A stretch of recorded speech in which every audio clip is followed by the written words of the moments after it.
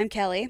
And I'm Leslie, and we like to have a conversation about Emotional health. Why should anybody care what you have to say about emotional health? I've had to do a lot of therapy myself because of this one. No. Just kidding. But I've also worked adjacent to the emotional health therapy space, writing music for it. And so I've done a lot of study and research in that field and also implemented it into my own life. Why should anybody listen to you? Well, they should, because all my life I've been an anxious person with the adjacent depression and pessimism. And so I've been seeking ways to be a happier, more optimistic person my whole life. Because if I had an autobiography, it would be called Clenched from Birth. And why does the buck have to stop with me for your emotional health problems? The buck, it was your great-grandparents' fault, so whatever. No, it's They're whatever dead. They don't ancestor care. got tricked into coming to America. That's whose fault it is. To the high desert sun I don't belong here. place. We belong in the North Atlantic islands of Scotland with the beluga whales. I should be making witches' potions in Wales. Correct. So, as you see, we are experts. Why is emotional health important as we age or for any age? Why is it important? The happier you are, like really happy, meaning that you're content in your life, you're content with what you're doing, so whether that's your job or your hobbies or your relationships or whatever it is, the more peace you have, the better that you treat yourself, which is the most important thing, which makes you treat other people and the people around you better. And I feel like it enables you to help your community better and your immediate family and friends and things like that, which is what we all need. I feel like it also helps you to kind of uncover your true potential and lean into your quirks and your gifts and your funny and all those things that make you who you are. But it can't happen if you're emotionally dysregulated or you're unhappy with where you're at, or you don't feel like you have a support system, or all those things, because, I don't know, you get trapped and you get stuck and you get scared and all those things. So, like I said, we're not very good at that in this country or any countries. I don't know, Finland seems to be doing okay. Why do you think it's important to be remain or keep fighting that emotional regulation as we age? I'll go all sciencey on you here, because there are a vast number of studies that relate happiness or emotional well-being to better cognitive health and better physical health. And also the more social we are, the more involved in the community we are, also the better our brain functions and the better physical health we have. So it's all there in the research. What affects your emotional health? The state of the world definitely affects that. I know everyone hates the word empath or empathic. I kind of hate that word now, too. She's like, if you're old school, you'll know this. She's just like Deanna Troi. I don't know who that is, so I'll look it up. This is like a Grey Garden situation. Deanna Troi was the empath on Star Trek The Next Generation. Oh, and got it. Her mom was got kind it. of a free spirit and nudist. You are a nudist. And I am not a nudist. I'm too cold to be a nudist. That was defensive. That's true. I'm too cold to be a nudist. Yeah, so the state of the world definitely impacts me. And then people around me, especially the people that are in my vicinity, if they're struggling with stuff, that tends to impact me. And I've gotten a lot better at not taking it in as I've gotten older and gone to therapy and worked on tools and stuff like that. So that's definitely helped me to not stay up all night with a pit in my chest about everybody else having issues. And then probably myself gets to me sometimes. I get down on myself. So that's another thing I have to work on, is first being positive with myself and not doubting myself, and then passing that on to everyone around me. What gets you down? Well, of course, the same things that you talked about with the world and whatnot.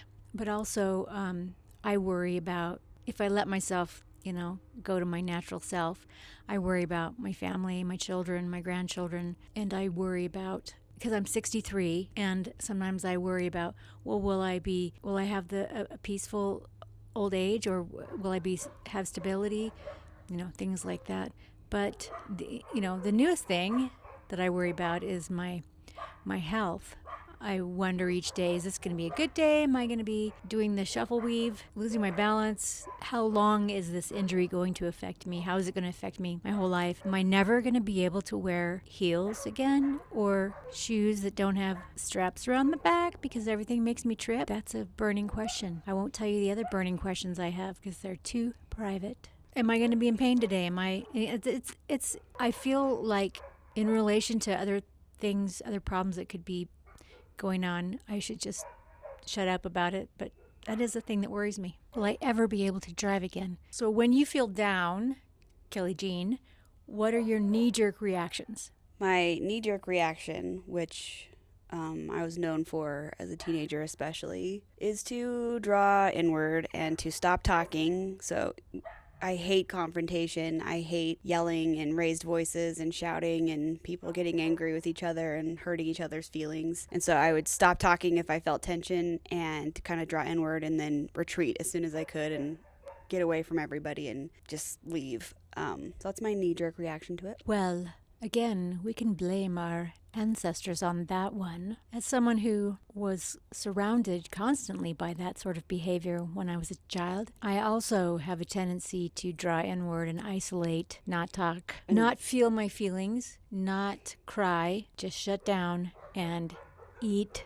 Yeah, eat. Eat junk food, mostly chocolate, probably chips also. What are you trying to change about your reactions? So one thing that I feel like we have gotten a lot better at is if something happens or I get upset about something, I'll go and find somebody to talk to about it. And that always helps. Even if there's not a resolution, just talking about it. A safe person, right? Yeah, a safe person just talking about it always helps because you've always hyped it up in your brain and made it like way worse than it really is. And so the other thing that I'll do is sometimes I'm good at this and sometimes I'm not, but it's forcing myself to do something. So like instead of retreating into my room and like scrolling or doing something that doesn't really help me get out of my head, I'll go outside or work out or like mow the lawn or play around with music or do something, just something that's moving or active to get me out of my brain. What do you do? I would say a lot of the same things you just said. Plus, I like to sometimes write down, even if, and I used to do this as a child as well, and I wouldn't write down exactly what I was feeling. I would usually write a song or a poem that got all my dark, deep feelings out in a safe way. But now I just like to write, freeform write. And then I try to make myself accept social invitations because that helps me get outside of myself and, connect with other people. And that's a really good thing, to get outside of yourself and focus on everything else that's out there.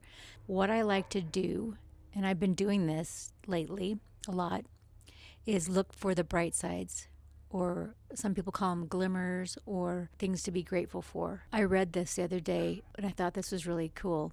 Even though I've been trying to identify things that are bright sides or glimmers for me, what they said was, I love blossoms. I love the springtime blossoms. I love the smell of them. I love the look of them. They just really lift me up in a joyful way. And what this person said was, stop and let yourself be in that for 3 more seconds than you usually would. Not just to pass by, oh, those are so pretty, but be able to say for 3 seconds, be in that. They're so beautiful and they make me feel so happy. So what is your top tip, your number one go-to, proven for you, for better emotional health? Well, the top tip is to talk it out, for me at least. And even if it's a really difficult conversation, to just talk it out and not retreat into myself. That allows you to feel your feelings too. Yeah. Then to do something, whether it's a creative outlet or just doing something physical. So, well, I know another thing of yours that you always talk about, and this is good for everyone, is you taking my clothes off. No. Having something to look forward to. Oh yeah, something to look forward to, even if it's like teeny. But what's your top tips? My top tip is this. This is something I knew it worked even before I knew the science behind it. I knew that if I got myself moving, if I went outside and got myself moving, and even better, if I got myself moving with someone to talk to while I did a brisk walk, always immediately within 2 or 3 minutes, I start to feel better. And that's always worked for me. In conclusion, what would you like to say? In conclusion, I think the most important thing is to remember that we're all human beings and we're all trying to figure this out, and it's really hard right now. And just to think of that the next time that you get angry or frustrated, just take a step back and think, this is really hard for everybody right now. So how can I be kind to myself first, and then to the people around me in my community, and make little glimmers for myself and for other people around us? Excellent points. And my conclusion is that we should all keep trying to establish new habits that help us have emotional health, like self-care, nurturing ourselves, like exercise, moving, like all the things we've talked about. But it's okay to expect backslides. They're going to happen. We're going to have days when we feel terrible, and we have to deal with that. And so we shouldn't get really upset when that happens. We should be like, yeah, this is life, and just say, yeah, I'm having a day, so that's the way it is, and do what we need to do to get better. The other thing is that we need to be okay with uncertainty. Yep. It's hard, and I'm terrible at it. But I keep thinking this to myself, that if I can have a big picture view sometimes when things seem overwhelming, I am but a small piece of sand in this beach of an earth. You're a sparkle. I'm a sparkle. I am a sparkle. I'm a sparkle sand. All the little things don't really matter. And big picture, we don't really know everything that's going on in the universe. We don't know what our role in it is. But all we do know is that humans are important, and we need to be kind to ourselves and each other. That's my big picture view. Even if you think that you know what's going on in the universe, still the bottom line is be kind to We know, yourself yeah. and each other. We know a lot. We know a lot less than we think we do. The end.